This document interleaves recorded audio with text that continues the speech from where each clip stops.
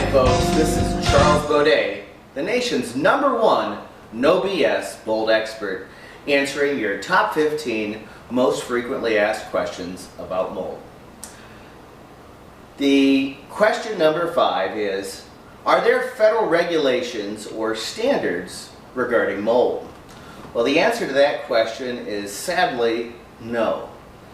While there have been many national bodies that have attempted to classify a series of concise standards for mold, the truth of the matter is that the mold levels nationwide vary radically based on the different geographical areas that you might occupy. So for instance, if you live near the woods, you're going to have higher levels of mold than if you live in the city surrounded by pavement. The reason is that as things in nature begin to decompose, mold starts to help to decompose them. And if you're near the woods, there's a lot more leaf mulch and plant matter able to be broken down and fed on by the mold, as opposed to being in the city. Number 7, is sampling or testing necessary? This is one of my most frequently asked questions in my own business. It's the most important question I've ever answered for most of my customers. And the fact of the matter is, folks, that most mold remediators are charging way too much money and requiring way too many samples in order to be able to successfully identify, determine, and prepare a protocol for clean, quick, effective mold remediation. And the reason is simply this. The EPA's guidelines and all of the national guidelines for mold cleanup are based on square footage. It doesn't matter whether you have the most toxic mold in the world, like Stachybotrys, which is the black mold, or if you've got one of the most innocuous molds on the planet, like Cladosporium. Both of these molds are cleaned up in the exact same way. So testing at the beginning to determine the kind of mold you have is not usually necessary. The most important tools a mold remediator carries in his bag of tricks are his eyeballs, his brain and his memory banks, his flashlight, and his moisture meter. And if there's enough evidence of high square footage of mold to require remediation, it's not necessary to take expensive tests up front. However, I have taken thousands of mold samples in my career, and you might ask why. Well, just like a good mold inspector is just like a good doctor, folks.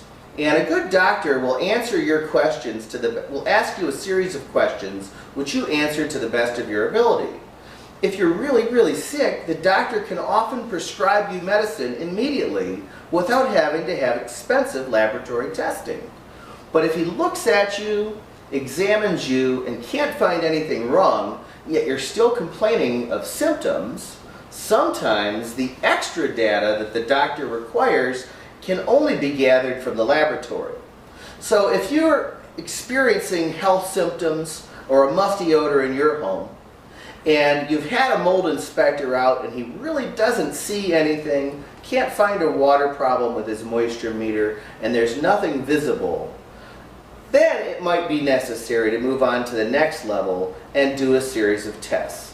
There are several kinds of tests. There's something called direct surface sampling, which will allow you to speciate easily visible mold that you can see with your naked eye. And then there is the more expensive air testing. And the way air testing works, folks, is we capture a sample of air from outside your home, and then we take a sample of air from the inside of your home. We record the volume of air that was captured, and we record the rate of flow, and then we compare the two. If you have significantly higher levels of mold inside your house than out, you have a problem. IESO protocols call for one sample to be taken on each level of the home. So if you're living in Florida and you're on a slab, that's one slab inside, one test inside, or one test outside. If you're living in the Midwest and you have a basement, a first floor, and a second floor, you're looking at 3 samples on the inside and an outdoor control. And the reason why Geographically mold samples vary is the reason why there are no national standards. This time of year in the winter up north, our air is relatively sterile, but the same air taken in the summertime will yield completely different results. So that's the answer. Hope you like the answers to your questions. You can learn more at www.safemoldsolutions.com. Again, I'm Charles Boday, the nation's no BS mold expert, here to help you solve all of your questions.